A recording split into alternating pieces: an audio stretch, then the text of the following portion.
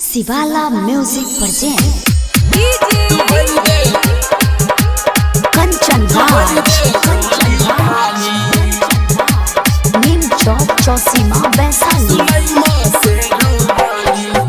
सुनई माँ से रोवाली तू भर दे झोली खाली हेल चियो तोरा माँ दुआरिया गे गई मैया खोल नहीं तू अपन केवरिया गे। सुनई माँ से रोवाली तू भर दे झोली खाली। सुनई माँ से रोवाली तू भर दे झोली खाली।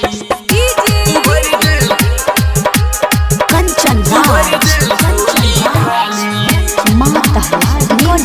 चौसीमा वैशाली।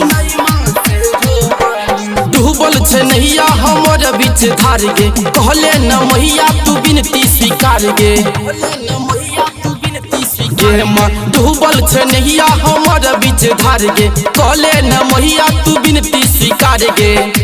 तोरा चढ़े बहु हम चुनरिया गे गई मैया होले नहीं तू अपन केवरिया गे। सुनई माँ से रोवाली तू भर दे झोली खाली। सुनई माँ से रोवाली तू भर दे झोली खाली। कंचन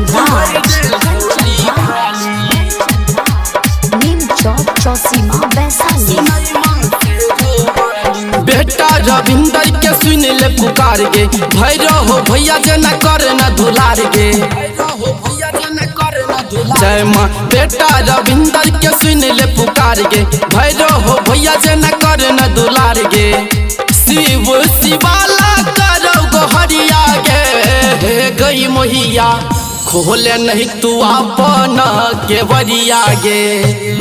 सुनई माँ से रोवाली तू भर दे झोली खाली। सुनई माँ से रोवाली तू भर दे झोली खाली। माँ तहला रिकॉर्डिंग स्टूडियो किसान चौक सुपौल।